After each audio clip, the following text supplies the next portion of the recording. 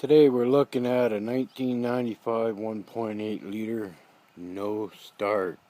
Just died on me as I was driving down the street and just coasted into my driveway. I was lucky.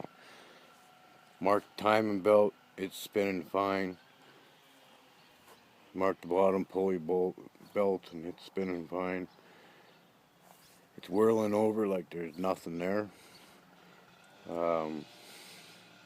New cap on it, new plugs, rotor, still nothing. Here, I'll start it and let you hear it. It's kind of messed up.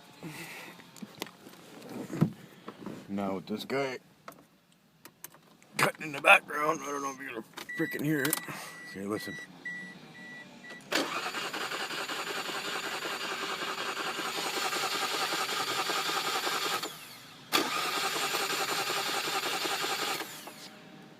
Nothing. Nothing at all. If anybody's got any idea what it could be or what's notorious wrong with these things, really appreciate it. It's a 1.8 liter 95 Mazda MX3.